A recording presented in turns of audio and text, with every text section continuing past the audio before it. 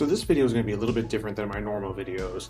I'm actually going to be talking about myself, which is something that, I normally don't do on a regular basis. And it's more like talking about my past, which is something I haven't done on here yet. But I think it's going to be helpful because it'll kind of explain where I came from and what brought me here right now. And I think it's important that you guys get to know me and know that when I'm putting out these videos and making them, it's coming from a place of experience and that I actually kind of know what you guys are going through. Even though we're all going through different things, I think that we all have a lot of shared experiences. And I think that, sharing my own personal experience will hopefully help you guys to realize that you guys aren't alone and that we all kind of have dealt with things which brought us to that place of obesity.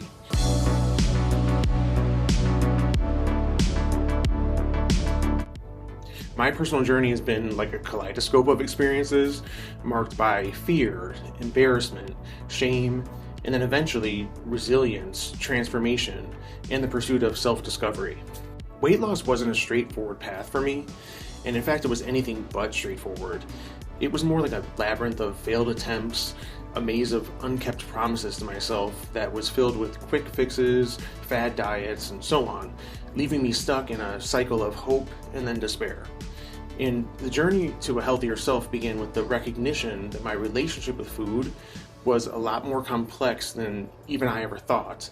And it was also intertwined with layers of emotions and coping mechanisms. As a child, grappling with the realization that I was gay brought a torrent of emotions, feelings of inferiority, self-hate. To put this into perspective, I grew up in the 80s and the 90s where being gay was not something you wanted to be. The media portrayal of gay people during that time was awful.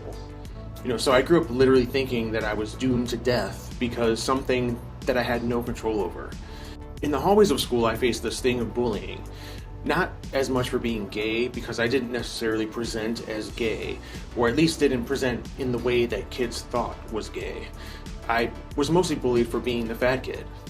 I was the fat kid that liked to sing, and also had terrible acne. The icing on the cake was that I was gay. So yeah, school was never really fun for me. And it was also very lonely. As the fat gay choir kid with acne was really not the one that anybody wanted to hang out with. At the time, it was a weight that was too heavy for my young shoulders to carry. In those moments, food became a sanctuary, a reliable ally in navigating the tumultuous waters of self-discovery.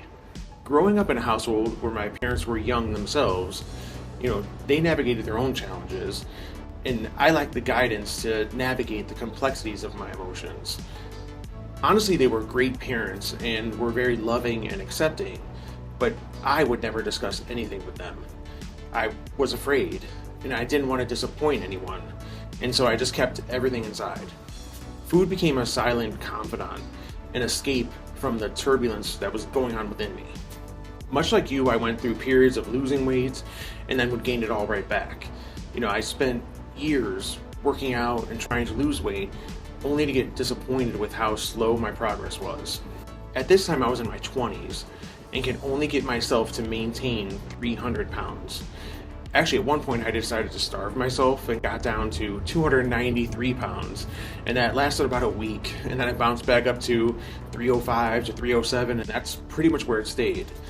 And at this point, I should have sought help from a professional, but I didn't, and so I just gave up.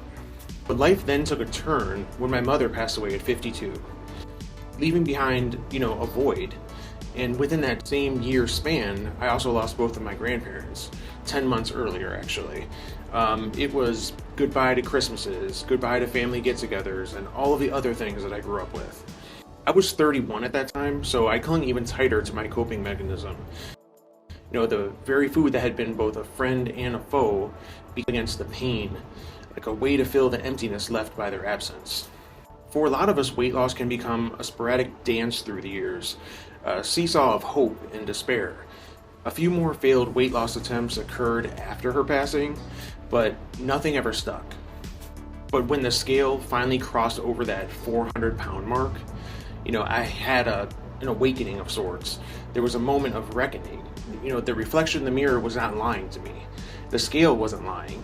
I had to finally admit to myself that the path that I was on, and the one that I was always used to, it led me to an uncomfortable and unwanted destination.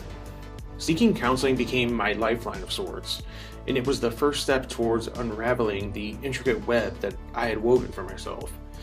Therapy was a place where I was able to unearth the tangled emotions and comprehend why food had been my refuge.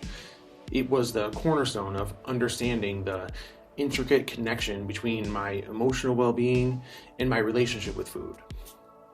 The decision to have bariatric surgery wasn't merely a physical choice, but a significant milestone. Undergoing gastric bypass surgery in 2017 marked a profound shift for me. It was a commitment to rewrite my relationship with food and reclaim my life. It wasn't about taking the easy way out. It was about acknowledging the complexity of my struggles and then embracing something that could assist me on this challenging path. Over the course of 2 years, 190 pounds melted away. A physical transformation paralleled by an emotional renaissance as well. Yet the real triumph wasn't just shedding the weight, it was understanding why I carried it for so long. It was about learning that true change goes beyond the physical. It delves into the roots of our struggles, untangling emotional baggage that binds us and holds us back. 7 years have passed and I stand 180 pounds lighter. A testament to resilience, perseverance, and a journey marked not just by numbers on a scale, but by the immeasurable growth from within. The journey wasn't linear at all. It was filled with a series of highs and lows, victories and setbacks, each contributing to the person that I have eventually became. So why am I sharing this deeply personal odyssey? Well, because within every struggle lies a lesson, a beacon of hope for those navigating their own labyrinth. Seeking help, unraveling your triggers, and understanding your relationship with food, those things are the keys to unlocking the door to lasting change. My journey isn't just a solitary narrative, it's a testament to the resilience of the human spirit. And if my story can inspire just one person to seek their truth, to untangle their knots, then every step of my journey was worth sharing. I hope that any of you that are struggling with inner demons can find a way to work through them. I really feel that talking about it and acknowledging those feelings are the first steps towards reclaiming your life. We do not have to let the past determine our future, and we can prove to others, but most importantly ourselves, that we can rise above our past and create a much better and happier future for ourselves. I would like to thank you for your continued support, and also thank you for watching.